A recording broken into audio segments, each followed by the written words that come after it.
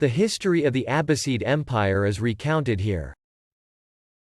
The Abbasids were an Arabic dynasty that ruled over the majority of the Islamic Empire after assuming the Caliphate in 750 CE. Their realm was later divided, but they maintained spiritual authority as caliphs until 1258 CE. After deposing the ruling Umayyad Dynasty, they adopted the caliphal title, making them the second dynasty to rule as a caliphate, 632–1924 CE, intermittently.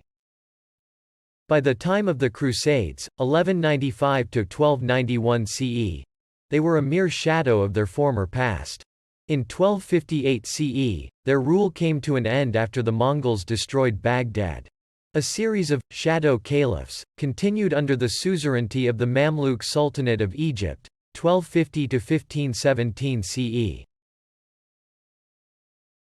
With Sultan Selim I of the Ottoman Sultanate, 1299–1924 CE, conquering the Mamluk Sultanate in 1517 CE. The title was officially given to the Turks, though they had been claiming it for a long time. The era of Arab control over Islam came to an end with the Abbasids.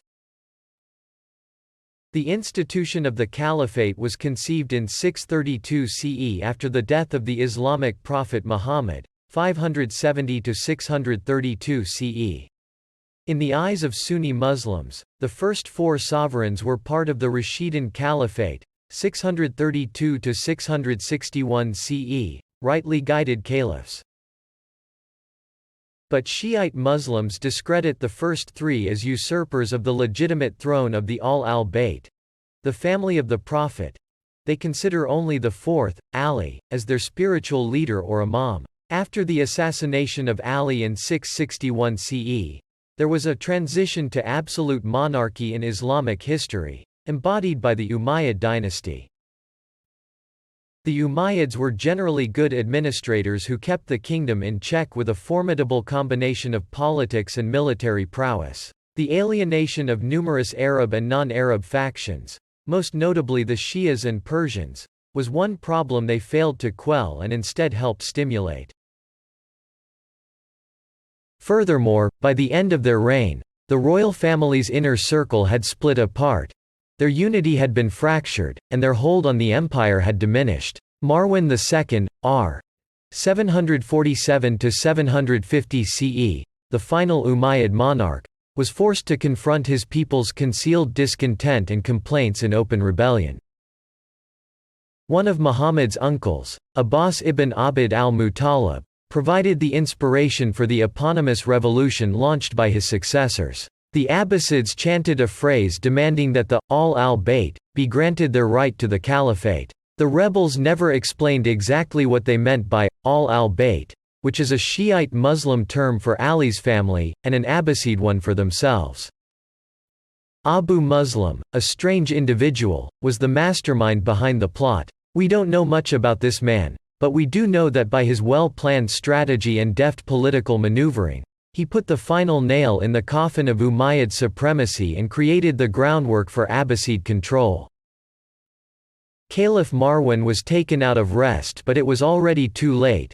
The hitherto underground movement had gained momentum, and by 750 CE, the Abbasid revolution was at its peak. The caliph ordered the capture of the leader of the Abbasid tribe, Ibrahim. He was killed in cold blood. His younger brother, Abu Abbas, then took charge of the movement and swore to the harshest of all punishments.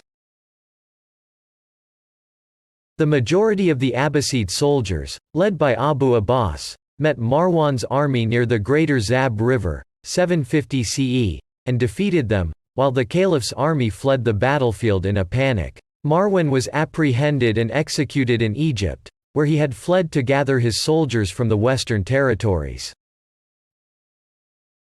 The Shias only realized too late that their emotions and love for Ali's descendants had been used to serve the Abbasids instead.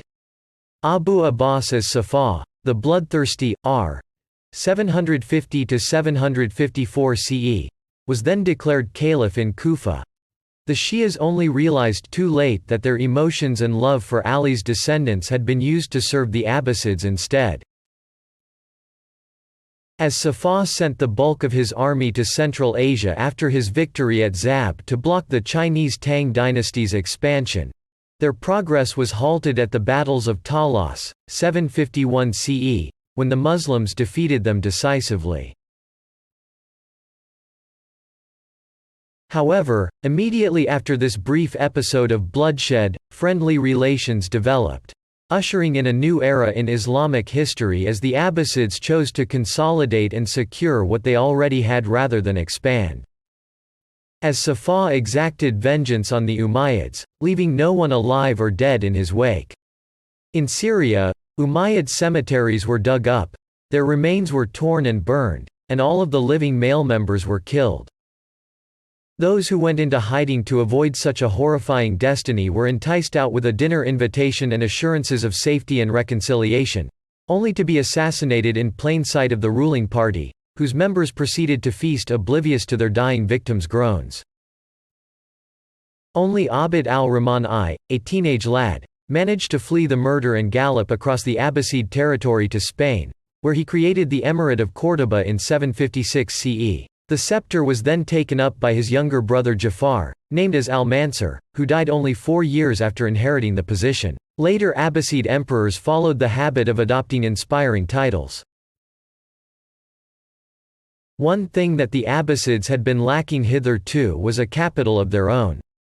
The Fertile Crescent had been a valued place in human history from time immemorable, and it was there that al-Mansur commissioned the creation of a new capital near the Tigris River, Baghdad, a bustling metropolis that humbled all European cities of the time in every standard. Al-Mansur, like his brother, committed severe atrocities. This time the wrath of the House of Abbas was unleashed on the descendants of Ali.